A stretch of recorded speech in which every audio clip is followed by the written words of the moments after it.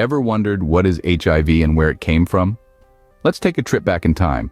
The origins of HIV are traced back to Central Africa, where it was found in a type of chimpanzee. It's believed that the virus made a leap from these chimpanzees to humans as far back as the late 1800s. The chimpanzee version of the virus is known as the simian immunodeficiency virus, and it could have passed to humans when they hunted these animals for meat and came into contact with their infected blood. Over many decades, HIV slowly spread across Africa and eventually found its way to other parts of the world.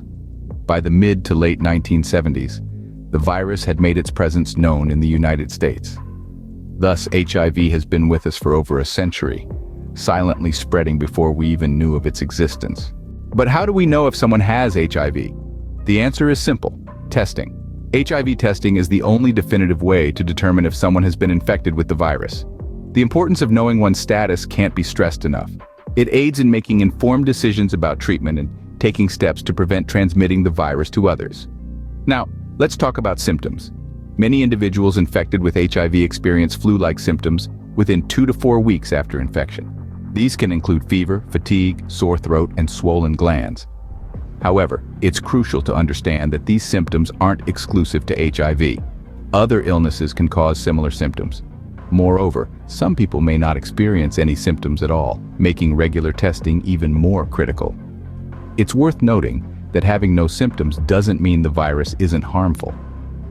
HIV continues to affect the immune system, making the body more susceptible to other diseases. Remember, the only way to know if you have HIV is to get tested.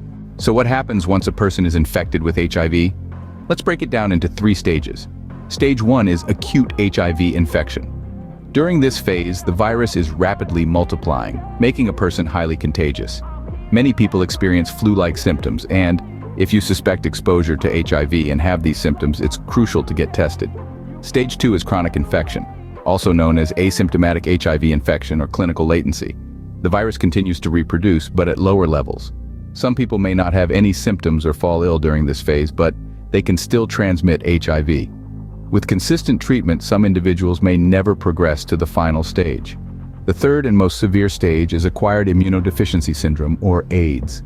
At this stage, the immune system is severely damaged, making individuals vulnerable to opportunistic infections.